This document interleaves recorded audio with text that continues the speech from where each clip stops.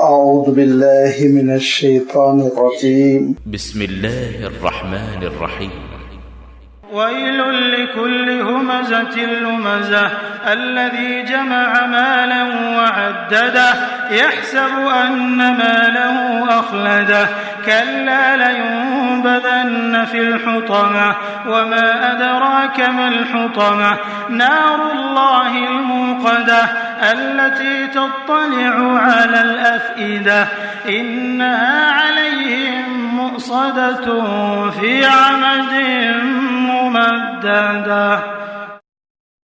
صدق الله العظيم. الحمد لله رب العالمين والصلاة والسلام على سيد المرسلين وعلى آله وأصحابه أجمعين أما بعد. ابھی آپ کے سامنے سورۃ الہمزہ کی 9 آیتوں کی تلاوت کی گئی،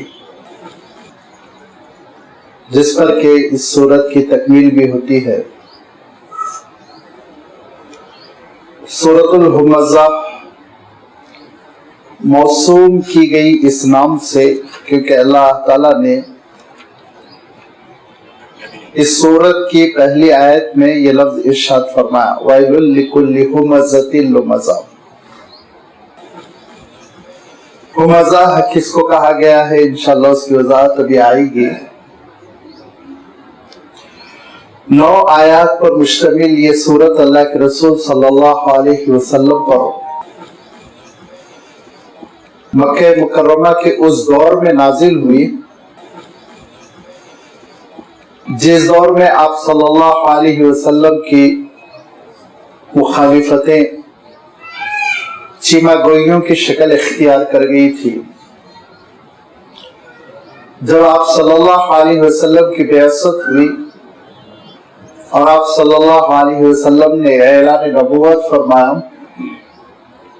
تو ابتدا میں قریش کا یہ رجحان تھا، یہ تصور تھا کہ یہ مشن، یہ دعوت، آپ صلی اللہ علیہ وسلم کے یہ خطبے دھیرے دھیرے کم ہو جائیں گے، اس کا کوئی خاص مسئلہ نہیں ہے۔ لیکن جب انہوں نے دیکھا کہ لوگ متاثر ہو رہے ہیں، دھیرے دھیرے لوگ اسلام قبول کر رہے ہیں اور اسلام ایک یونٹی بنتا جا رہا ہے، ایک وحدت بنتا جا رہا ہے، تو آپس میں چیما گوئیاں شروع ہوئی۔ نبوت کا 1 سال 1.5 سال کیا گزرا تھا کہ آپس میں تبصرے کرنا، اور ان تبصروں میں جو ٹاپک ہوا کرتا تھا، ان چیما گوئیوں میں جو موضوع ہوا کرتا تھا وہ یہ کہ یا تو آپ صلی اللہ علیہ وسلم کو جادوگر قرار دینے کی کوشش کرنا، قرآن مجید کو جادو کہنا، یا پھر یہ کہنا کہ آپ صلی اللہ علیہ وسلم کو نعوذ باللہ ایک خبط سوار ہو گیا ہے، جیسے جنون ہو کسی بات کا۔ لگاتار یہی بات کہتے جا رہے ہیں۔ یا پھر یہ کہ بعض لوگوں کا تبصرہ یہ ہوتا کہ پیشن گوئیاں ہیں جو کر رہے ہیں، جوتوشی بن گئے، خاندان میں آج تک تو کوئی جوتوشی نہیں تھا، یہ کیسے ہو گئے۔ بعضوں کا خیال یہ تھا کہ شعر و شاعری ہے، کلام میں حسن ہے، تاثیر ہے، اچھے قصیدے ہیں، اچھی نظمیں ہیں۔ یہ وہ موضوعات ہوتے تھے جن پر بیٹھ کے وہ تبصرے کیا کرتے تھے، گفتگو کیا کرتے تھے، اور اس بات کی کوشش کرتے تھے کہ ان تبصروں کے ذریعے سے ان ساری عیب جوئی کے ذریعے سے آپ صلی اللہ علیہ وسلم کی دعوت کو پھیلنے سے روک دیں، لوگ متاثر نہ ہوں۔ لیکن لازمی بات ہے یہ وہ ان کی ترکیب تھی جو شتر مرغ کی ہوتی ہے کہ ریت میں سر گھسا کے وہ سمجھتا ہے میں سیف ہوں۔ ان کا نظام محفوظ نہیں تھا۔ اللہ کے رسول صلی اللہ علیہ وسلم حقیقتیں پیش کر رہے تھے، سچائی تھی، شعر و شاعری سے کوئی تعلق نہیں۔ ان کے دل پکار پکار کر کہہ رہے تھے کہ یہ جادوگری نہیں ہو سکتی۔ پاکیزگی تھی اللہ کے رسول صلی اللہ علیہ وسلم کے اخلاق میں، بلند کردار تھا، اس کردار کی بلندی کی تاثیر تھی کہ لوگ قریب ہوتے جا رہے تھے، وہ اس حقیقت سے واقف تھے کہ اللہ کے رسول صلی اللہ علیہ وسلم جوتوشی کر مستقبل کے احوال بیان کر کے روپیہ 2 روپیہ کمانے والے نہیں ہیں، وہ جانتے تھے، لیکن منہ پر تبصرے۔ سیرت کی کتابوں میں جن لوگوں کے نام آتے ہیں وہ ابی ابن کعب ہے، ولید ہے اور اخنس ابن شریق ہے۔ یہ وہ لوگ تھے جو بڑے بہادر جری تو نہیں تھے کہ کھلا آ جائیں میدان میں مخالفتیں بول لیں، یہ وہ لوگ تھے جو موجودہ دور میں چینلز ہوتے ہیں، میڈیا کے لوگ ہوتے ہیں، بالکل وہی کیفیت ان کی تھی کہ غلط فہمیوں کا پھیلانا، جھوٹ کا بیوپار کرنا۔ اس موقع پر یہ نبوت کا 2 سال یا زیادہ سے زیادہ 3 سال چل رہا ہے، اور اس سے پہلے تقریباً 30-35 مرتبہ وحی آ چکی ہے، توحید، آخرت، رسالت، یہ احساس دلایا جا چکا ہے، اسلام کی جو بنیادیں ہیں عقیدے کی وہ متعارف ہو چکی ہیں۔ اس موقع پہ یہ سورت نازل ہوئی اور اس سورت نے آئینہ دکھا دیا ان مشرکین مکہ کو کہ تمہاری کیا حقیقت ہے، چغل خوریوں میں زندگی بسر کرتے ہو اور سمجھتے ہو کہ اللہ کے رسول صلی اللہ علیہ وسلم کی مخالفت کر لو گے، لیکن اللہ کا حکم ہو کہ اس سورت کو والعصر کے بعد رکھا جائے۔ اب میں بار بار یہ کہہ چکا ہوں کہ سورتوں کی ترتیب اللہ کے حکم سے ہے، سورتوں کی ترتیب اللہ کے رسول صلی اللہ علیہ وسلم کی تجویز سے نہیں ہے، نعوذ باللہ، بلکہ یہ اللہ کے حکم سے ہے۔ حضرت جبرائیل امین آیت کا اور سورت کا مقام بتا دیتے کہ یہ یہاں رہے گی، لہذا اللہ کے حکم سے سورت العصر کے بعد سورت الہمزہ رکھی گئی۔ معنوی اعتبار سے، حالانکہ زمانے کے اعتبار سے بہت فرق ہے، لیکن معنوی اعتبار سے دونوں صورتیں ایسی جڑی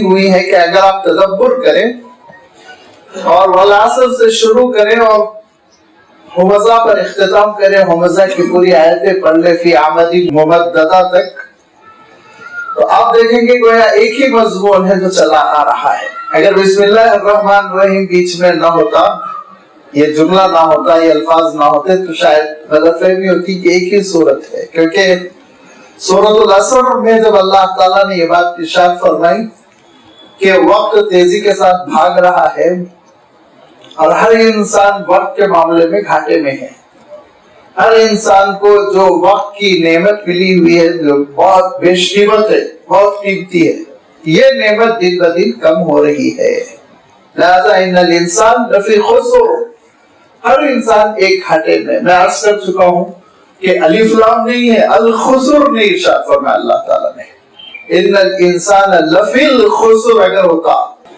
تو ہم دونوں سے الف لام کا آ جانا، الف لام کا نہ آنا یہ ایسے ہی بے معنی ہوگا، ہرگز نہیں، عربی میں بڑی حقیقت ہے۔ جب الف لام نہ ہو تو اس کا ترجمہ کرنا پڑے گا ہر انسان کچھ گھاٹے میں ہے، ایک خاص قسم کے گھاٹے میں، ایک گھاٹے میں ہے۔ کون سا گھاٹا ہے؟ وہ بتلاتا ہے لفظ عصر، زمانے کا گھاٹا ہے، زمانہ میرے اور آپ کے پاس کم ہوتا جا رہا ہے، وقت جو اللہ تعالیٰ نے عنایت فرمایا وہ کم ہوتا جا رہا ہے، دھیرے دھیرے ہم ایک نقصان میں ہیں، اور یہ نقصان کی پابجائی اگر ہو سکتی ہے تو اللہ تعالیٰ نے 4 باتوں کا تذکرہ فرمایا، الایمان والعمل الصالح تواصی بالحق تواصی بالصبر، ایمان ہونا چاہیے، وہ عمل ہونا چاہیے جو اللہ تعالیٰ کی نگاہوں میں ویلڈ ہو، اور اس کے لیے میں عرض کر چکا ہوں اس کے لیے 2 شرطیں ہیں عمل صالح کے لیے۔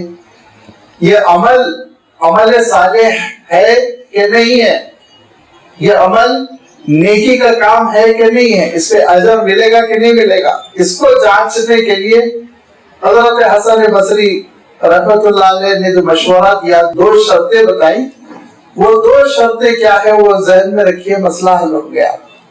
اعمال صالحہ لسٹ اتنی طویل ہے کہ کوئی بھی اس کا احاطہ نہیں کر سکتا، کمپلیٹلی آپ کے سامنے بیان کر دیا جائے، نہیں۔ حضرت حسن بصری کہتے ہیں دو چیزیں دیکھو، اگر وہ دو ہے تو عمل تمہارا صالح ہے، اور اگر وہ دو چیزیں نہیں ہے تو عمل تمہارا بیکار۔ پہلی چیز تو یہ کہ شریعت کے موافق ہو، دوسری چیز یہ کہ اللہ تعالیٰ مطلوب ہو، اللہ کی خوشنودی کے لیے ہو۔ شریعت کے موافق اگر کام نہیں ہے اور انسان کہہ رہا ہے میں تو اللہ کی خوشنودی کے لیے کیا، اس سے کوئی اس کو ثواب ملنے والا نہیں، شریعت کے موافق ہونا چاہیے۔ اور شریعت کے موافق ہے لیکن ریاکاری ہے، اللہ کی خوشنودی مطلوب نہیں ہے۔ نماز جو سراسر شریعت ہے وہ بھی پڑیداری ریاکاری کے لیے عمل صالح نہیں ہے، عمل صالح کی لسٹ سے نکل گیا۔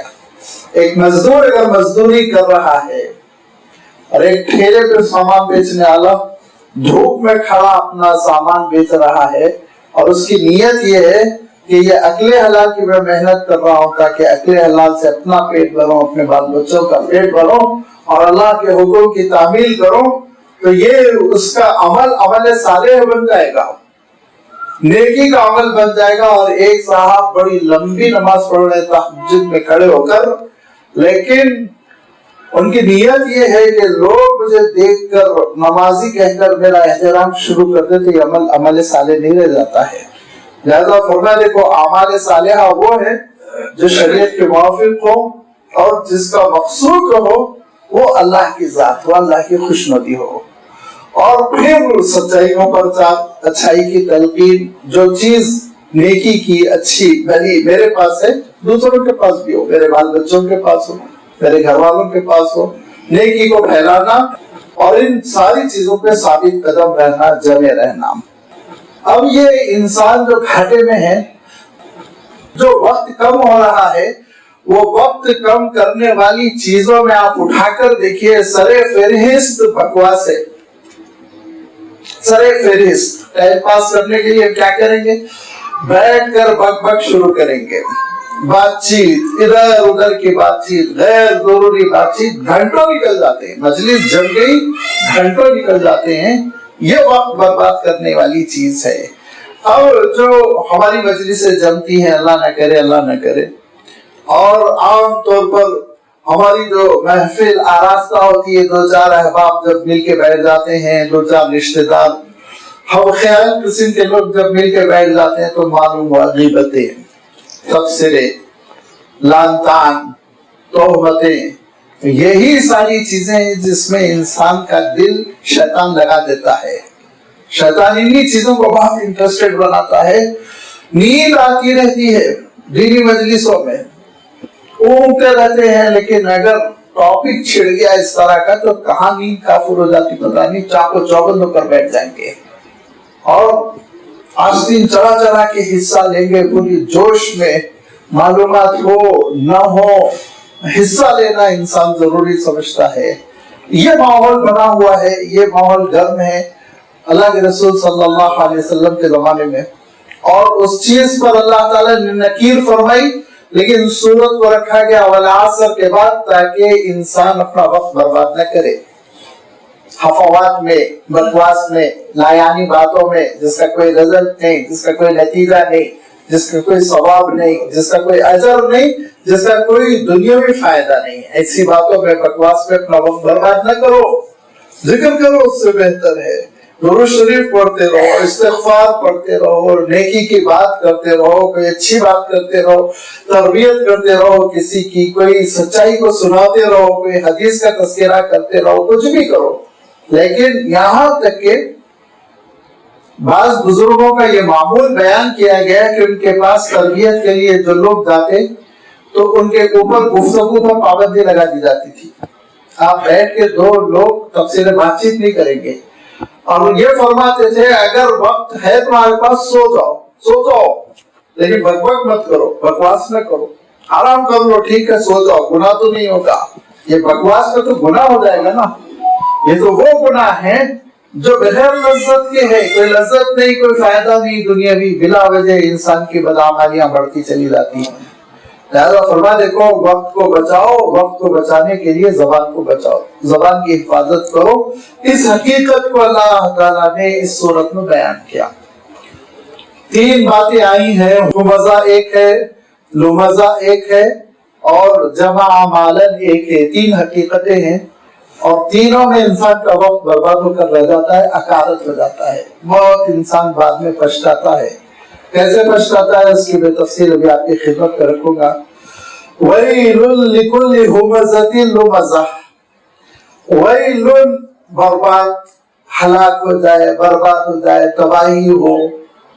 لیکن حضرت عبداللہ ابن عباس رضی اللہ تعالیٰ عنہ کو اس بات پر انشراح تھا کہ وَيْلٌ دراصل جہنم کی ایک وادی کا نام ہے، جہنم کا ایک حصہ ہے۔ تو آپ فرمایا کرتے تھے جہاں جہاں قرآن مجید میں ویلن آیا، ویل للمصلین آگے بھی آئے گا، اس سے پہلے بھی گزر چکا ہے، تو جہاں جہاں ویلن کا لفظ آیا گویا جہنم کی ایک وادی کا نام اللہ تعالیٰ نے بیان فرمایا۔ لہذا حضرت عبداللہ ابن عباس رضی اللہ تعالیٰ عنہ کی رائے میں تو ترجمہ کچھ اور ہو جائے گا کہ جہنم ہے ان لوگوں کے لیے جو یہ حرکت کرتے ہیں، لیکن عام جو مترجمین ہیں، عام جو مفسرین ہیں اور عربی ڈکشنری کے اعتبار سے بھی ویلن کے معنی بربادی، بربادی ہوتی ہے ان لوگوں کے لیے، تباہی ہوتی ہے ان لوگوں کے لیے جو اپنا وقت تباہ کر رہے ہیں، جو وقت تباہ کر رہے ہیں ان کے لیے تباہی ہے۔ کون ہے یہ؟ ویلن لکل، ہر وہ شخص ہمزۃ لمزۃ، ہمزہ کے معنی ہے ہا میم زا جس میں آتا ہے، حمازن کا لفظ بھی آیا ہے سورۃ القلم میں، حمازن مشائم بن نمیم وہاں پہ آیا ہے۔ یہ حمزہ کے معنی ہوتے ہیں جس کو اکثر مفسرین نے جن الفاظ میں تعبیر کیا وہ یہ ہے دراصل کوئی صاحب موجود نہ ہو اور ان کے آپ عیب بیان کریں، جس کو دوسری اصطلاح میں غیبت کہتے ہیں۔ غیبت جس کے بارے میں اللہ تعالیٰ نے سورۃ الحجرات میں فرمایا کہ اپنے مرے ہوئے بھائی کے گوشت کھانے کے مثل ہے۔ أَيُحِبُّ أَحَدُكُمْ أَن يَأْكُلَ لَحْمَ أَخِيهِ مَيْتًا فَكَرِهْتُمُوهُ، تو غیبت کے لیے یہ لفظ آیا ہے۔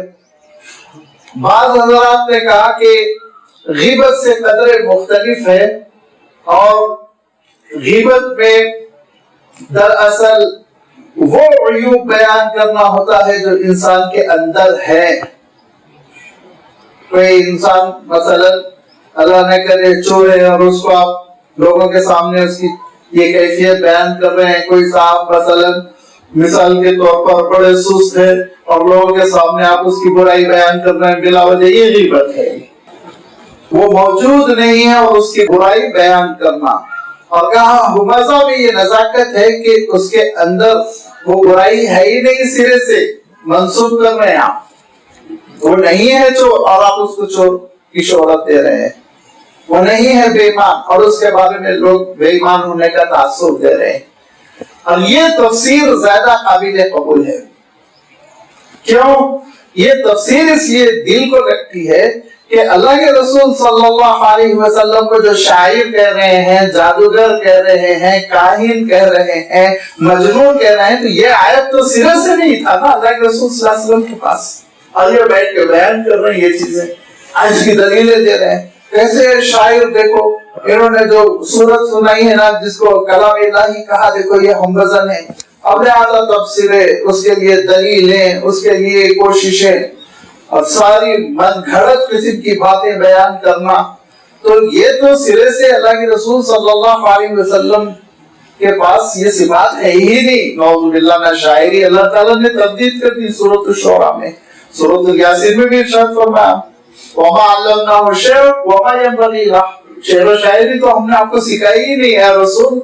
پوری زندگی میں اللہ کے رسول صلی اللہ علیہ وسلم نے 1 یا 1.5 شعر کہا ہے پوری زندگی میں، صرف اس لیے کہ اگر اللہ کے رسول صلی اللہ علیہ وسلم اشعار سنایا کرتے تو مشرکین مکہ کو یہ موقع مل جاتا کہ دیکھو یہ اشعار سناتے ہیں نا، ہم کہتے تھے شاعر ہے، اب سمجھ میں آ رہا تم کو۔ لہذا اللہ تعالیٰ نے آپ صلی اللہ علیہ وسلم کے ذہن سے شاعری کو محو کر دیا، کوئی شعر آپ صلی اللہ علیہ وسلم نہیں سناتے تھے، بس ایک شعر پہ آپ نے کہا کہ اللہ کل شیء ما خلا اللہ باطل، کسی پرانے شاعر نے کہا تھا اللہ کے سوا ہر چیز بکواس ہے، تو کہا یہ حقانیت کی بات ہے، اچھی بات ہے، شاعر نے اچھی بات کہی تو آپ نے کوٹ کیا اس شعر کو۔ ایسے ہی ایک مرتبہ جب ہجرت کے بعد مسجد نبوی کی تعمیر ہو رہی تھی تو اللہ کے رسول صلی اللہ علیہ وسلم نے اس کو شعر نہیں کہنا چاہیے، ایک دعا ایسے کی جس میں شعری وزن پایا جاتا ہے۔ اللہ کے رسول صلی اللہ علیہ وسلم نے جب لوگ سامان ڈھو رہے تھے اور جب پتھر اٹھائے جا رہے تھے، گچی جو بھی اس زمانے کی تعمیری اشیاء ہوتی وہ لائی جا رہی تھی، مزدوری کر رہے تھے لوگ، تو اس موقع پہ اللہ کے رسول صلی اللہ علیہ وسلم نے ارشاد فرمایا تھا اللہم لا عیش الا عیش الآخرہ فاغفر الانصار والمہاجرہ۔ لازمی بات ایک دعا ہے، اللہ زندگی تو آخرت کی زندگی ہے، لہذا انصار کی اور مہاجرین کی مغفرت فرما دے۔ اس کو شعر کہنا مشکل ہی ہے لیکن وزن ہے شعری۔ تو اللہ کے رسول صلی اللہ علیہ وسلم شعر و شاعری نہیں کرتے تھے۔ آپ بیٹھ کے تفسیریں کر رہے ہیں، ثابت کرنے کی کوشش کر رہے ہیں آپ شاعر ہیں، ثابت کرنے کی کوشش کر رہے ہیں آپ جادوگر ہیں، ثابت کرنے کی کوشش کر رہے ہیں آپ کاہن ہیں۔ تو یہ ان کی وہ بکواس تھی جس پر اللہ تعالیٰ ارشاد فرماتا ہے وَيْلٌ لِكُلِّ هُمَزَةٍ، ہر وہ شخص کے لیے بربادی ہے، تباہی و ہلاکت ہے جو دوسروں کے عیوب نکالتا ہے۔ بات عام کہی گئی، قرآن مجید کا یہی اسلوب ہے۔ جتنے اللہ کے رسول صلی اللہ علیہ وسلم کے مخالفین پہ تبصرے ہوئے ان میں سے کسی بھی ذات کا ذکر نہیں ہے، صفات کا ذکر ہے۔ ایک ہی جگہ ابو لہب کا نام لیا گیا ہے، باقی کہیں ابو جہل کا نام نہیں، کہیں ولید کا نام نہیں، عقبہ کا نام نہیں، اور جتنے بڑے بڑے شیاطین تھے تو آپ صلی اللہ علیہ وسلم کی مخالفت کر رہے تھے ان میں سے کسی کا بھی نام اللہ تعالیٰ نے بیان نہیں فرمایا۔ صفات ذات نہیں بیان کی گئی، صفات جھوٹ بولنا ان کا، مکاری کرنا ان کا، ظلم کرنا ان کا، یہ الفاظ اللہ تعالیٰ نے بیان فرمایا۔ یہاں بھی یہ صرف اتنا ارشاد فرمایا وَيْلٌ لِكُلِّ هُمَزَةٍ، ہر وہ شخص کے لیے بربادی ہے، ہر وہ شخص کے لیے جو کر رہا ہے وہ اپنے آپ کو اس آئینے میں دیکھ لے، ہر اس شخص کے لیے بربادی ہے جو لوگوں کے اندر بلا وجہ عیب لگا کر بیان کرتا رہتا ہے، لوگوں کے عیوب کو بیان کرتا ہے۔ اسلام نے اس کو بالکل پسند نہیں کیا۔ آگے اور بھی ایک بات ارشاد فرما دی وَيْلٌ لِكُلِّ هُمَزَةٍ لُمَزَةٍ، لمزہ کے جو معنی ہوتے ہیں وہ یہ کہ کسی کے اوپر منہ پر سامنے فیس ٹو فیس تانے دینا، تانوں کے ساتھ بات کرنا، طنز کرنا۔ دیکھیے اگر کسی کی اصلاح مطلوب ہے تو اس کی جو خطا ہے اس کو سچے اچھے الفاظ میں ہمدردی کے ساتھ بیان کرنا مطلوب ہے، بہت اچھی بات ہے، یہ محبت کا تقاضا ہے۔ لیکن طنز و تعریض کرنا، بھپتیاں کسنا، جملے کسنا، یہ اسلام میں پسند نہیں کیا گیا ہے۔ کیوں؟ اس کی وجہ یہ ہے کہ ریئیکشن میں وہ آپ کا دشمن بنتا ہے، آپ کی اصلاح نہیں کرتا۔ اگر ہم طنز کریں گے، جو آج ہمارے معاشرے میں بہت عام ہو گیا ہے طنز کرنا، کہ کسی کے اندر اگر کوئی ہم خامی دیکھ رہے ہیں تو اس کا نام رکھ دینا، اس کے اوپر طنز کرنا، جملے کسنا، ہنسنا، دل لگی کرنا، یہ ساری چیزیں لمزہ میں آ جاتی ہے۔ الذین یلمزون المطوعین من المؤمنین، یہی لفظ اللہ تعالیٰ نے اس موقع پہ بھی ارشاد فرمایا جب غزوہ تبوک کے لیے پیسوں کی ضرورت تھی، ہر چیز کی ضرورت تھی، سواریوں کی ضرورت تھی، اونٹوں کی ضرورت تھی، گھوڑے کی ضرورت تھی، کھجور کی ضرورت تھی، ہر چیز کی ضرورت تھی۔ اللہ کے رسول صلی اللہ علیہ وسلم نے مسجد نبوی میں اعلان کیا تھا کہ دشمن بہت بڑا ہے، خطرہ سنگین ہے، ہمارا مقابلہ ایک منظم حکومت سے ہے، لہذا ہر قسم کی چیز لا کے جمع کرو۔ تو پھر صحابہ سامان دے رہے تھے، گھوڑے دے رہے تھے، کوئی سونا دے رہا تھا، ہر چیز۔ بعض غریب مزدور قسم کے صحابہ تھے، وہ کھجوریں لا رہے تھے، بعض غریب قسم کے تھے، ان کا عالم یہ تھا کہ وہ گھر کے کپڑے پیش کر رہے ہیں، گھر کا سامان پیش کر رہے ہیں، ہانڈیاں پلیٹیں پیش کر رہے ہیں، جو گھر میں ہے اس طرح کی چیزیں پیش کر رہے ہیں۔ تو منافقین مسجد نبوی کے باہر چبوترے پہ دیوار سے ٹیک لگائے بیٹھے ہنس رہے تھے، اور اس طرح کی خیر خیرات کرنے والوں پر جملے کستے ہوئے کہہ رہے تھے یہ دیکھو یہ صاحب بھی آگے حاتم کے قبر پر لات مارنے کے لیے، ایسے جملے کس رہے تھے جس سے وہ صحابہ کا دل ٹوٹ رہا تھا. تو اللہ تعالیٰ نے اس موقع پہ ارشاد فرمایا منافقین کون ہیں؟ الذین یلمزون المتطوعین من المؤمنین، جو نیک مومن اللہ کی راہ میں خرچ کر رہے ہیں ان پر طنز کرنے والے یہ منافق ہے. اللہ تعالیٰ نے ارشاد فرمایا. تو میں عرض کر رہا تھا لمزہ کے معنی ہوتے ہیں طنز و تعریض کرنا، جملے کسنا، ہتھیار کسنا. لہذا دونوں چیزوں کا تذکرہ ایک ساتھ اللہ تعالیٰ نے کیا. ویل لکل ہمزۃ لمزہ، کہ تباہی و بربادی ہے ہر اس شخص کے لیے جو لوگوں کے عیوب کی تشہیر کرتا ہے، لوگوں کے عیبوں کو جو ان کے اندر نہیں ہے ان کو پھیلانے کی کوشش کرتا ہے، اور جو لوگوں کے اوپر جملے کستا ہے، ان کے نام رکھتا ہے. جس کو سورۃ الحجرات میں اللہ تعالیٰ نے ارشاد فرمایا کہ لا تلمزوا ولا تنابزوا بالالقاب، کہ برے ناموں سے، برے ٹائٹل سے ایک دوسرے کو تم موسوم نہ کیا کرو. وہ گڈا ہے، وہ کالا ہے، وہ ٹیڑھا ہے، وہ گنگا ہے، نعوذ باللہ. ساری چیزوں سے ایک دوسرے کا نام نہ رکھو، پسند نہیں کیا گیا. لہذا یہ ایک دوسرے کا نام رکھنا اور ایک دوسرے پہ بھپتیاں کسنا، یہ ساری چیزوں کے اوپر اسلام نے پابندی لگائی. اسلام اس کو پسند نہیں کرتا. اور بالخصوص وقت برباد کرنے کے لیے، وقت تباہ کرنے کے لیے ٹائم پاس نہیں ہو رہا، اس کے لیے بیٹھ جانا اور اپنی عمر، بلکہ مجھے کہنے دیجئے اپنی عمر مبارک، قیمتی عمر برباد کرنا، یہ کیسے اسلام پسند کر سکتا ہے؟ لہذا اللہ تعالیٰ ارشاد فرماتا ہے بربادی ہے ہر اس شخص کے لیے جو غیبتیں کرتا ہے، عیوب لگاتا ہے، طنز و تعریض کرتا ہے. یہ زبان کا مسئلہ ہے. زبان کا مسئلہ ایسا ہے کہ زبان کے گناہ جو ہے نا بلا وجہ کے وبال ہیں. انسان جو ہے اگر کوئی غلط چیز کھا کر نشہ کر رہا ہے تو اس کو کچھ ذائقہ مل رہا ہے، اس کو کچھ کیف آور چیزیں مل رہی ہیں، ٹھیک ہے، گناہ ہو رہا، حرام کر رہا. زبان کا مسئلہ یہ ہے کہ کوئی فائدہ ہی نہیں ہے، نہ دنیاوی فائدہ نہ اخروی فائدہ. بلا وجہ زبان انسان کو برباد کر دیتی ہے. تبصرے کرتے رہنا، بک بک کرتے رہنا، غیبتیں کرنا، چغلخوریاں کرنا، یہ سب زبان کی وہ خطائیں ہیں جو انسان کو جہنم لے جاتی ہے. سوچتے ہی نہیں ہم. اللہ تعالیٰ ارشاد فرماتا ہے ما یلفظ من قول الا لدیہ رقیب عتید، جو بھی تم پروننس کرتے ہو نا، تلفظ، ما یلفظ من قول، جو بات تم کرتے ہو وہ ریکارڈ ہو رہی ہے، فرمایا لکھی جا رہی ہے. بیٹھے بیٹھے کسی پہ جملہ کس دیا، لکھ لیا گیا. اور جس سلسلے میں سستی ہو رہی ہے ہمارے معاشرے میں، اور بس اوقات لوگوں کو سمجھائیے تو وہ ڈیفنس کرتے ہیں یہ ضروری ہے کہہ کر. مجھے حیرت ہوتی ہے کہ کیسا ذوق بن گیا، وہ ہے گالیاں. لوگ گالیوں کو ایسے استعمال کرتے ہیں جیسے اللہ نہ کرے، اللہ نہ کرے وہ ذکر کی کوئی شکل ہے. بغیر گالی کے بات نہیں کرتے لوگ. 25 لوگوں کو ایسے دیکھا جو بغیر گالی کے بات ہی نہیں کرتے، ان کے جملے میں ایک نہ ایک گالی آ جاتی ہے. اور جس دن ہمارا بچہ پہلا گالی دیتا ہے، مسکرا مسکرا کے ایک دوسرے کو دیکھتے ہیں، اس لیے کہ وہ میری بھی جہنم تیار کر رہا ہے آگے چل کے.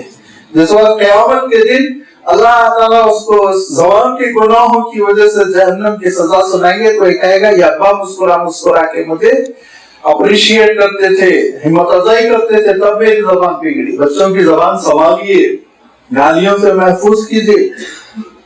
اس معصوم عمر میں روکتے کھڑے ہو جاتے ہیں. مدرسے میں 5-6 سال کے بچوں کا داخلہ ہوتا ہے، جب ان کی منہ سے گالیاں سن کے روکتے کھڑے ہو جاتے ہیں کہ اگر اس کو مانے معلوم ہو جائے خودکشی کر لے، مگر لفظ اس کے ماننے کا. اپنی ماں کو گالی دیتا ہے، اپنے آپ کو گالی دیتا ہے. کیا ہو گیا ہماری سوسائٹی کو؟ یہ زبان کی وہ کوتاہیاں ہیں جو ہم کو جہنم کے راستے پر لے جا رہی.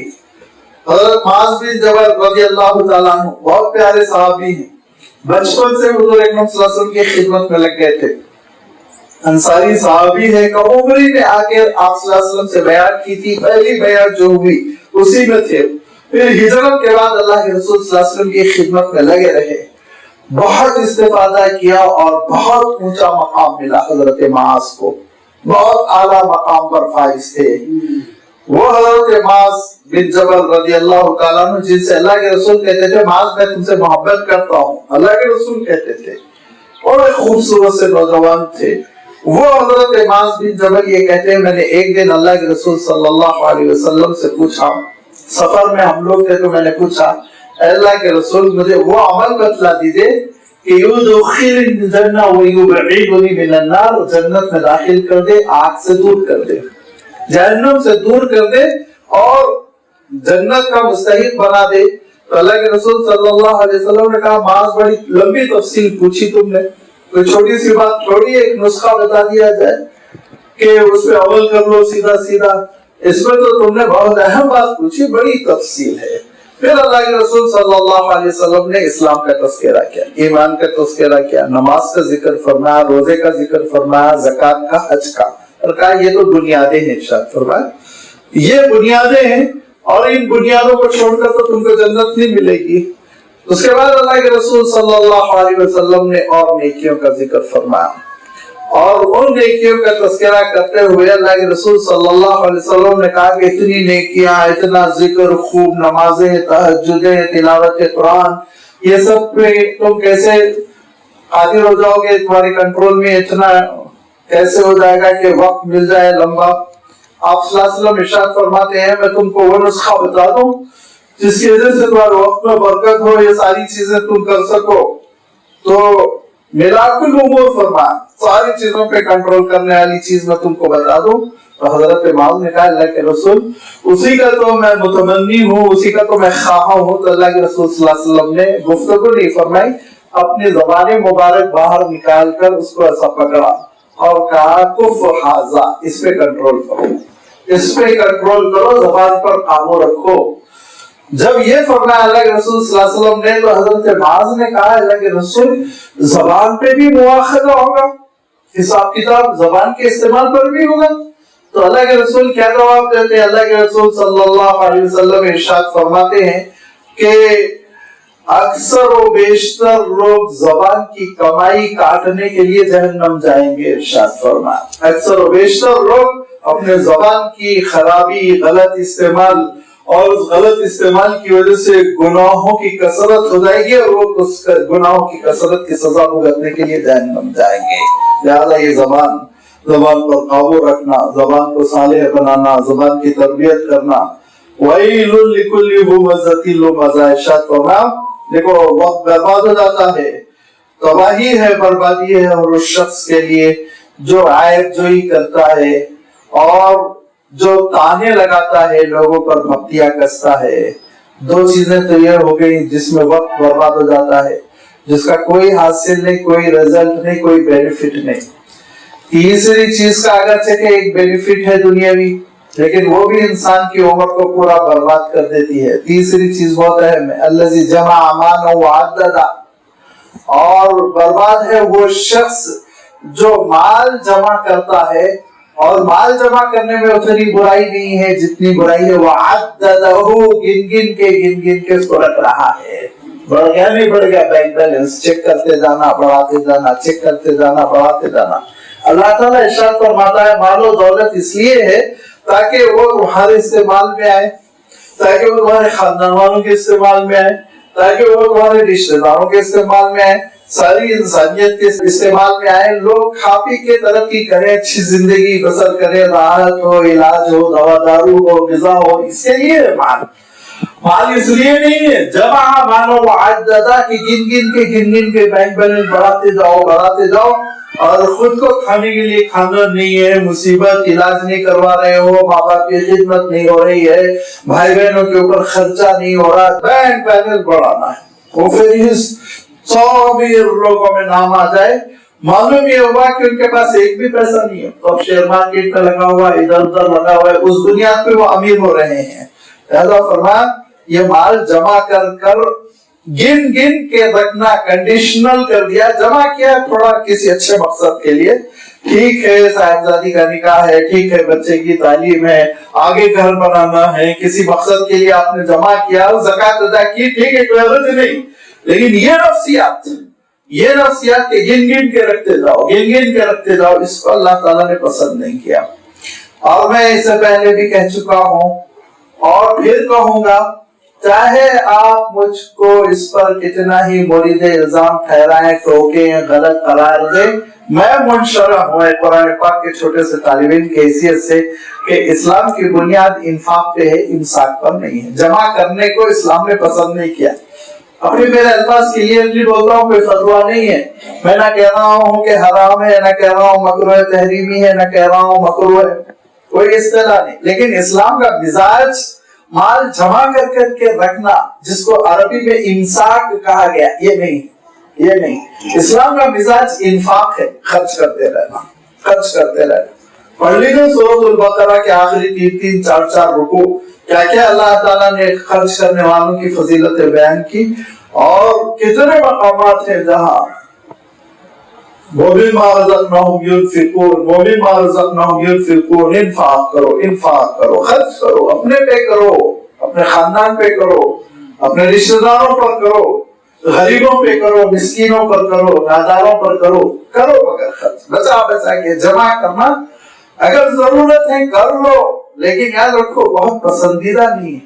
یہی وہ وجہ ہے نا، حضرت ابو ذر غفاری رضی اللہ تعالیٰ عنہ کی ایک مینٹلٹی بن گئی تھی، اور وہ ڈنڈا لے کے گھومتے تھے مدینہ منورہ میں حضرت عثمان رضی اللہ تعالیٰ عنہ کے دور میں، کہ اگر لوگ جمع کر کے رکھیں گے ماروں کا ڈنڈے سے۔ حضرت عثمان نے کہا کہ بدعنوانی نہیں ہو سکتی ہے نا، قانون ہاتھ میں نہیں لے سکتے، آپ مین ہینڈلنگ نہیں کر سکتے، تو حضرت ابو ذر غفاری چھوڑ کر چلے گئے مدینہ، صحرا میں زندگی بسر کر لی۔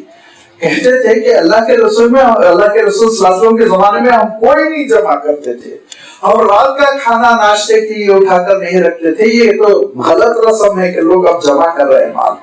حضرت عثمان نے کہا بھائی مال جمع کرنا جائز ہے، اگر جمع کرنا جائز نہ ہوتا تو زکات ہی واجب نہ ہوتی، زکات تو واجب ہوتی ہے نا، مال جب 1 سال آپ کے پاس رہے۔ حضرت عثمان رضی اللہ تعالیٰ عنہ کی رائے حق بجانب تھی، لیکن جو غلبہ تھا حضرت ابو ذر غفاری رضی اللہ تعالیٰ عنہ پر، وہ انفاق کا تھا، خرچ کرو۔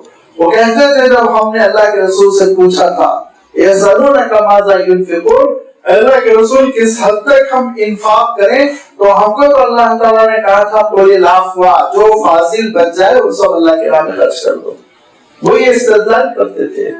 لہذا اسلام کا جو مزاج ہے وہ راہ خدا میں خرچ کرنا، اور جیسے میں نے ابھی کہا عمل صالح کیا ہے جو شریعت کے موافق ہو اور جس میں حسن نیت ہو، اللہ کی خوشنودی۔ لہذا جہاں جہاں آپ شریعت کے موافق خرچ کریں گے اور نیت اچھی ہوگی اللہ کی خوشنودی، وہ آپ کے لیے صدقہ کار خیر۔ اللہ کے رسول صلی اللہ علیہ وسلم نے کہا اپنے گھر والوں کو ایک لقمہ فراہم کرنا تمہارے لیے نیکی کا کام ہے۔ اگر تم یہ نیت کرو کہ مولا آپ کا حکم ہے کہ اپنے قرابت داروں پر مال خرچ کیا جائے، لہذا اللہ میں آپ کی خوشنودی کے لیے خرچ کر رہا ہوں، ثواب ہے، کار ثواب ہے، ارشاد فرمایا۔ لہذا مال کو جمع کرنا، گننا، گن کے رکھنا، بینک بیلنس بڑھاتے چلے جانا، یہ کیفیت ہمارے اندر آئی معافی چاہتے ہوئے ہمارے برادران وطن کے ذریعے سے، جن کے پاس لکشمی پوجا ایک بہت بڑی چیز ہے، وہ صفت ہمارے اندر آگی، ان کے درمیان رہتے اور اربوں میں نہیں آ سکی، ابھی وہ زیادہ نہیں جمع کرتے، ادھر ادھر کھا پی کے ختم کر دیتے ہیں۔ لہذا یہ اللہ تعالیٰ ارشاد فرماتا ہے کہ وَيْلٌ لِكُلِّ هُمَزَةٍ لُمَزَةٍ الَّذِي جَمَعَ مَالًا۔ آپ سارے الفاظ سمجھ سکتے ہیں، جیسے اردو میں بھی الفاظ استعمال میں جمع مالن، جس نے مال جمع کیا، عددہ کے معنی ہوتے شمار کرنا، گن کر رکھنا۔ یحسب ان مالہ اخلدہ، وہ سمجھتا ہے کہ اس کا مال اس کو دائمی زندگی دے گا، خلود خالدین فیہا آتا ہے جنت کے لیے، اخلدہ اس کو دائمی زندگی دے گا، موت سے بچا لے گا نہیں، وینٹیلیٹر پہ تو چڑھا دے گا، پیسوں کی وجہ سے ڈاکٹر صاحب وینٹیلیٹر لگا کے بل تو لمبی بنائیں گے، موت کو نہیں روک سکیں گے، موت تو آ کر رہے گی۔ ارشاد فرمایا کہ وہ یہ سمجھتا ہے کہ کیا اس کا مال اس کو دائمی ابدی زندگی دے گا، ہرگز نہیں، ارشاد فرمایا نہیں ملنے والی ہے، تو لہذا اللہ کی خوشنودی کے لیے خرچ کرو۔ کیا کرتا ہے انسان؟ آج ہم سب کر رہے ہیں، نہیں الحمدللہ اہل ایمان ہے، نیت اچھی ہے، میں نیتوں کے اوپر بہتان نہیں لگانا چاہتا، لیکن آج جوان ہونے کے بعد سے ہم کما رہے ہیں، کیوں؟ کھانے کے لیے، کھا رہے ہیں کمانے کے لیے، اور تیسرا مقصد ہی نہیں رہ گیا. بندے مومن کی یہ شان نہیں، وہ کماتا ہے اس میں کوئی شک نہیں، لیکن اللہ کے دین کے سربلندی کے لیے، راہ خدا میں خرچ کرنے کے لیے، انفاق کرنے کے لیے، اسلام کی خدمت کے لیے، انسانیت کی خدمت کے لیے. اسلام کی خدمت یہی ہے، انسانیت کی خدمت ہو. وہ یتیموں پر خرچ کرتا ہے، بے سہارا پہ خرچ کرتا ہے، مسکینوں پہ خرچ کرتا ہے، قرابت داروں پہ خرچ کرتا ہے، پڑوسیوں پہ خرچ کرتا ہے، جہاں جہاں محتاج ہے. فرمایا اللہ کے رسول صلی اللہ علیہ وسلم نے کہ تم میں سے وہ شخص کبھی کامل ایمان نہیں ہو سکتا خود تو پیٹ بھر کر کھا کر سو جائے، پڑوسی بھوکا رہے. اسلام نے سکھایا ساری انسانیت کی خدمت. لہذا اللہ تعالیٰ ارشاد فرماتا ہے کہ دیکھو اگر اپنی زندگی مال کمانے میں تم نے کھپا دی تو اس کے معنی زندگی کو کما دیا، حسرت لے کر جاؤ گے، حسرت لے کر جاؤ گے.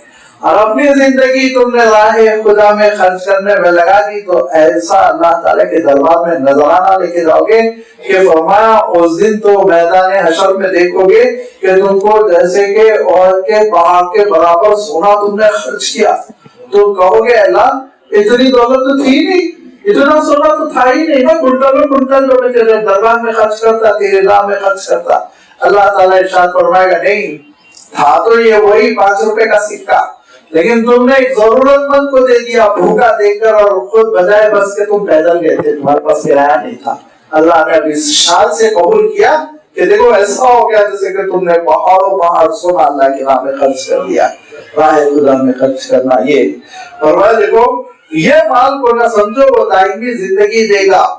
اور ایک اہل اللہ بڑے عارف ہمارے پڑوسی وطن کے، وہ بہت اچھی بات عرض کیا کرتے ہیں. وہ فرمایا کرتے تھے جتنا انسان کثرت کے ساتھ سرمایہ چھوڑ کے جاتا ہے اتنی پچھتاوے کی موت ہوتی ہے. بہت پچھتاتا ہے، خوب جمع کر کے چھوڑ کے جا رہا ہے نا. آپ جس کی جھوپڑی ہے کمبل ہے وہ تو آرام سے جا رہا ہے، میرے پاس کیا ہے. فرمایا کہ زیادہ حسرت کا سامان جمع نہ کرو، اللہ کی راہ میں خرچ کر لو، جس کو اللہ تعالیٰ نے ارشاد فرمایا آنے والی زندگی کے لیے تیاری کر لو. ارشاد فرمایا تجدوه عند الله هو خير واعظم اجرا، اور جو خرچ کرو گے فرمایا عظیم ترین اجر والا اس کو اللہ کے پاس تم پاؤ گے، اللہ کے پاس بہت زبردست اجر اس کا تم پاؤ گے. لہذا فرمایا دیکھو تیسری چیز یہ ہے جو مال جمع کر کر کے گن کے رکھتے ہوئے یہ سمجھتا ہے کہ یہ سرمایہ اس کو ابدی زندگی دے گا، غلط فہمی. کلا ہرگز نہیں. اور میں نے عرض کر دیا قریش کا ماحول ہے، لہذا ان کے سلسلے میں تو خاص طور پر. اور یوں بھی جو ایمان سے محروم ہوتے ہیں وہ ایمان سے محروم جب ہوتے ہیں تو مال کو پوچھتے ہیں، مالی جمع کر کے رکھتے ہیں. لہذا فرمایا کہ اللہ لیمبذن فی الحطمۃ وما ادراک ما الحطمہ. ہرگز نہیں، ابدی زندگی تم کو مال کے ذریعے سے نہیں ملنے والی ہے. موت آئے گی اور موت آنے کے بعد سے لیمبذن فی الحطمۃ، حطمہ میں اس کو پھینک دیا جائے گا. پھینکنے کے لیے ایک لفظ القا بھی آتا ہے.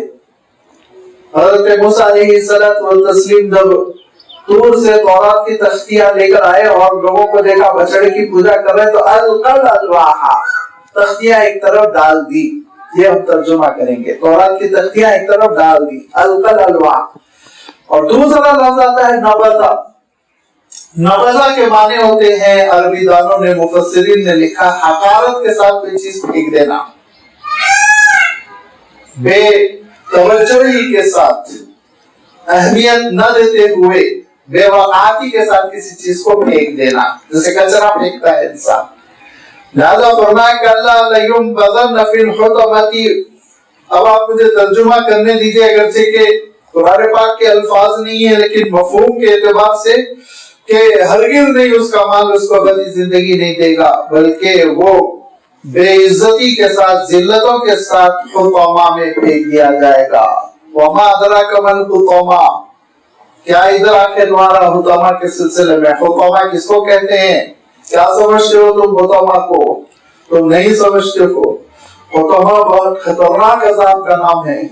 حطمہ ویسے کہتے ہیں عربی میں حا قا میم جب آتا ہے توڑنا، کچلنا، کچل کے کوئی چیز توڑ دینا، اس کو حطمہ کہتے ہیں. فرمایا کہ اصلاً لفظی معنی تو یہ ہے میں نے بتا دیے، لیکن اصلاً اس کو اللہ تعالیٰ موسوم کر رہا ہے کس چیز سے؟ نار اللہ الموقدہ، ایک اللہ کی جانب سے سلگائی گئی، جھلسائی گئی، دہکائی گئی آگ کا نام حطمہ ہے۔ یہ وہ آگ ہے جس کو کون دہکایا؟ نار اللہ، اللہ نے دہکایا ہے، الموقدہ، دہک رہی، موقدہ جل رہی ہے، تپش ہے اس میں، زبردست قسم کی، خطرناک قسم کی آگ ہے۔ روایتوں میں آتا ہے کہ جب آگ جلائی جاتی ہے تو اس میں لاگی ہوتی ہے، اور جب وہ زیادہ اچھے انداز میں گیس وغیرہ سے اس کا ایندھن بڑا اچھا ٹھیک ٹھاک ہو تو وہ نیلی ہوتی ہے۔ فرمایا کہ لیکن ایک آگ ہوتی ہے جو بلیک ہوتی ہے، سیاہ ہوتی ہے، جو دنیا کی آنکھوں نے نہیں دیکھا، انسان نے ان دنیا کی آنکھوں سے اس سیاہ بلیک آگ کو نہیں دیکھا، وہ جہنم کی آنکھ ہے۔ آپ صلی اللہ علیہ وسلم فرماتے ہیں دہکتے دہکتے کالی ہو گئی ہے۔ وہ کیسی کالی ہے، کیسی بلیک ہے، کیسے سیاہ ہے، میرے اور آپ کے الفاظ نہیں بتا سکتے۔ وہ عالم غیب کا مسئلہ ہے، عالم بالا کا مسئلہ ہے۔ یہ وہ آگ ہے جس کو اللہ تعالیٰ دہکا رہا ہے۔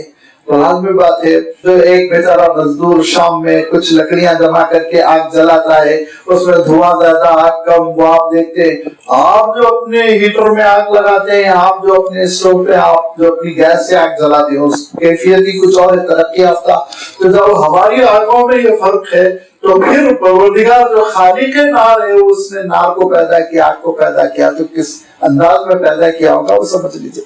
نار اللہ الموقدہ، موقدۃ التی تطلع علی الافئدہ، ہرگز نہیں اس کا مال اس کو ابدی زندگی ہرگز نہیں دے گا، بلکہ وہ حطمہ میں پھینک دیا جائے گا۔ حطمہ کس کو کہتے ہیں؟ تم کیا جانتے ہو حطمہ؟ حطمہ دراصل اللہ کی دہکائی ہوئی آگ ہے۔ التی تطلع علی الافئدہ، اطلاع کا لفظ ہم اردو میں استعمال کرتے ہیں نا، عربی میں تطلیع کے معنی بھی چھانکنے کے ہوتے ہیں، جو سینوں میں چھانکے گی، سینوں میں، اندر دل میں۔ ڈاکٹروں سے پوچھئے، وہ کوئی پیشنٹ جیسے ہی پہنچتا ہے کہ جھلس گیا، آگ لگ گئی اس کو، کسی وجہ سے وہ آگ کا نقصان اٹھا چکا ہے، تو سب سے پہلے پرسنٹیج دیکھتے ہیں کہ اس کے اندر کتنے پرسنٹ اتری، اندر آگ جانا، یہ اس کی گرمی اندر باڈی کے اندر جتنی پہنچتی اتنا خطرناک ہوتا ہے مسئلہ۔ اسی لیے ڈاکٹرز کا کہنا یہ ہے کہ کسی کو اگر آگ پکڑ لے، کہیں کوئی جل جائے، کوئی جھلس جائے، تو اس کے اوپر فوراً پانی ڈالو تاکہ گرمی اندر نہ جائے، اپوزٹ باہر آ جائے گرمی، پانی کی وجہ سے گرمی اندر کی طرف نہ جا سکے۔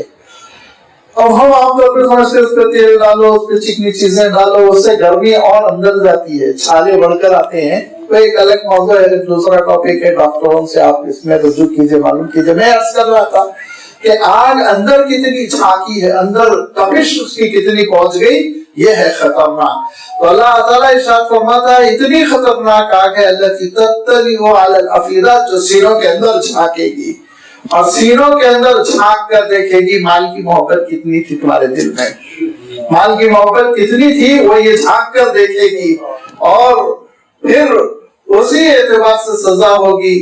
اہل روایت لکھتے ہیں کہ جھلس جائے گی چمڑی، انسان کی اسکن، پھر اس کے بعد تازہ چمڑا دیا جائے گا، پھر اس ہاتھ میں اس کو دہکایا جائے گا، جھلسایا جائے گا۔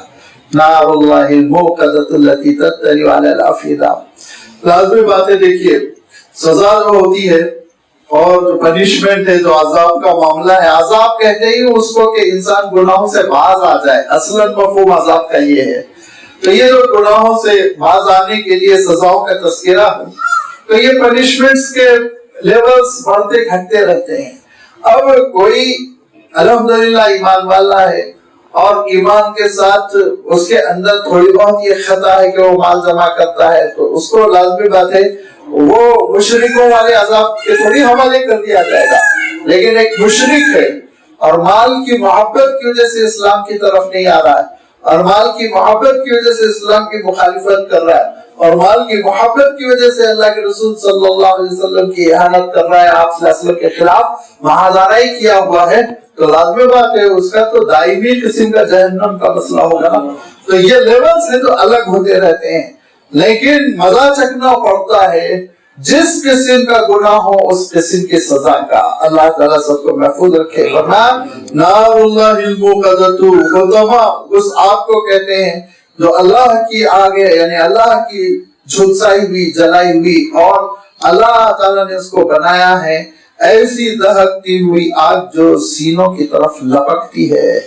और फिर इन्नहा अलैहिम मुअसदतुन, अब ये ऐसी आयत है, अरबी का ये कंस्ट्रक्शन ऑफ सेंटेंस ऐसा है और अल्फाज की नशिश तो बर्खास्त ऐसी है कि इसका सादा सा तर्जुमा बहुत मुश्किल है।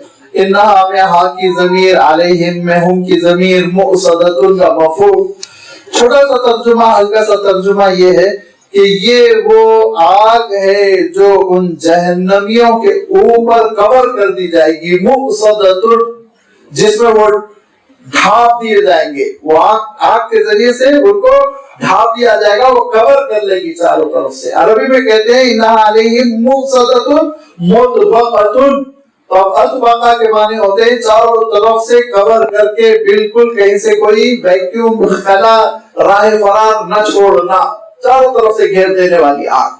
लिहाजा फरमाया इन्ना अलैहिम मुअसदतुन, वो उन पर ऐसे बंद कर दी जाएगी कि दाएं से बाएं से ऊपर से नीचे से चारों तरफ से आग, और ऐसी आग होगी फी आमदिन मुमद्ददा, जैसे कि लंबे चौड़े सुतून हो, शोले, लंबे चौड़े शोले, ऊंचे ऊंचे शोले। लिहाजा आमद के माने होते हैं इमाद, और उसी से उमूद, ये अल्फाज हम उर्दू में भी कभी कभी देखते हैं जिसके माने होते हैं पिलर्स, सुतून, आमद, उमूद।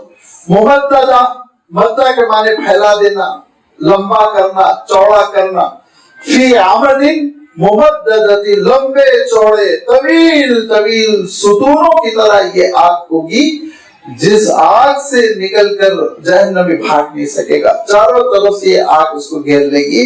लिहाजा सोचो कि चंद छोटे छोटे गुनाह जो तुम्हारे लिए छोटे हैं लेकिन अल्लाह की निगाहों में बहुत बुरे हैं, कि ज़बान का गलत इस्तेमाल, ऐबजोई करना, और लोगों के ऊपर जुमले कसना, नाम रखना, माल को सब कुछ समझ के जमा करते रहना, उसी की पूजा करना। तीन ये वो अदाएं हैं, तीन बातें हैं, तीन सिफात है जो अल्लाह ताला के पास इतनी नापसंदीदा है, इतनी नापसंदीदा है कि इंसान को दाइमी जहन्नम के अज़ाब से दोचार करने वाली है। तो अपने वक्त को बर्बाद न करो, इनके बरखिलाफ तुम अपनी ज़बान को नेकियों में इस्तेमाल करो, भलाइयों में इस्तेमाल करो, अच्छी बातों के लिए। हर भली बात को अल्लाह के रसूल ने कहा सदका है, अजर लेकर आती है, और अगर नहीं ज़बान बंद रखो, खामोश रहो। मैंने अर्ज किया ना, आराम कर लो, सो जाओ, उससे बेहतर है जिक्र करो, कोई अच्छी चीज पढ़ो, तिलावत करो, कुछ भी करो, लेकिन बहरहाल ज़बान को गलत चीजों में मशगूल ना रखो। और कमाओ लेकिन राह खुदा में खर्च करने के लिए, अल्लाह की मर्जी के मुताबिक खर्च करने के लिए कमाओ। जमा कर करके उससे खुश ना हो, मेरा सरमाया बढ़ता जा रहा है। सरमायादार होना दुनिया में सिर्फ एक नाम है, इससे ज्यादा कोई हैसियत नहीं। बाकी बड़े से बड़ा सरमायादार बेचारा आपकी तरह मजबूर है, वही 40-45 रुपए का चावल खाएगा, उसके अलावा कुछ नहीं खा सकता। सोने के डल्ले वो भी नहीं खा सकता। खाना यही चावल है, खाना यही दाल है। बल्कि हम लोग बहुत अच्छे हैं, बोटियां खाते हो तो सिर्फ दाल चावल खाते हैं प्याज के साथ। लिहाजा फरमाया देखो, माल जमा करना दिल को खुश करने के लिए, ये अदा अल्लाह को पसंद नहीं, जहन्नम की तरफ ले जाती है। राह खुदा में खर्च करने के लिए माल जमा करो, कमाओ। तो इस्लाम पसंद किया है कि इंसान अगले हलाल पर मेहनत करे, लेकिन इरशाद फरमाया उसको जो है अपने जीने का मकसद न बना ले। अल्लाह ताला इस हकीकत को समझने की हम सबको तौफीक दे। आगे इंशाअल्लाह आप देखेंगे कि एकदम एक रुख बदल रहा है, और जो कुरैश को नेमत मिली थी और काबतुल्लाह की खिदमत और तवल्लियत की इनको जो तौफीक मिली थी, और उसकी कदरदानी के बजाय उन्होंने जो नाकदरी की और उसकी सजा जो उनको मिलेगी, उसका तज़किरा अल्लाह ताला ने फरमाया, और इंशाअल्लाह उसकी वजाहत आएगी। वाखिर दावाना अनिल हम्दुलिल्लाहि रब्बिल आलमीन।